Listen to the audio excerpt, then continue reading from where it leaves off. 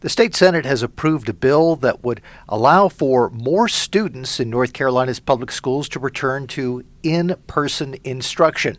Watching this debate with a great deal of interest is Dr. Terry Stoops. He is the director of the Center for Effective Education at the John Locke Foundation. And Terry, this is an interesting development. Also interesting that it was a party line vote for the most part. Yeah, that is interesting, considering that Governor Cooper and other Democrats have expressed their desire for schools to go back to predominantly in-person instruction. And so there seems to be momentum here. At least there's some sense that among Democrats that a return to in-person instruction as soon as possible would be a valuable thing for North Carolina's public schools.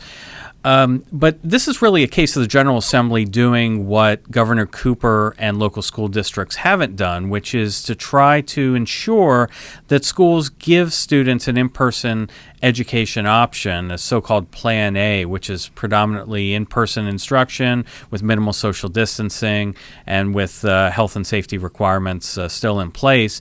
So the General Assembly is taking the step of ensuring that that is an option for schools. And I think this is a strong bill. I think there's strong support for it. And it is curious that Democrats, especially Democrats that represent districts where a disproportionate number of low-income students are still in remote learning environments and who want to go back for in-person instruction, live. We should mention two Senate Democrats did vote for the bill, Ben Clark and Kirk Deviere.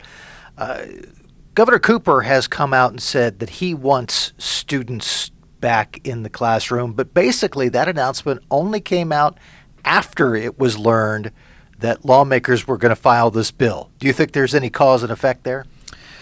Quite possibly. I like to think that the Civitas poll is really the cause of the governor deciding that he wants kids to go back to school. The poll that showed that a plurality of those that were surveyed don't think he handled school reopening very well. In fact, I believe it was 46% in that poll thought that Cooper disagreed with Cooper's handling of school reopening, and around the same percentage also disagreed with local school boards' decision to reopen schools or not reopen schools. So you can see there's a lot of dissatisfaction out there, and I think when you start to feel the winds blowing in the other direction, you might want to turn and try to go where the winds blow. And I think that's what the governor did here, is that finding that the bulk of public opinion was actually opposed to his approach to school reopening, and perhaps coming out with Superintendent Catherine Truitt and the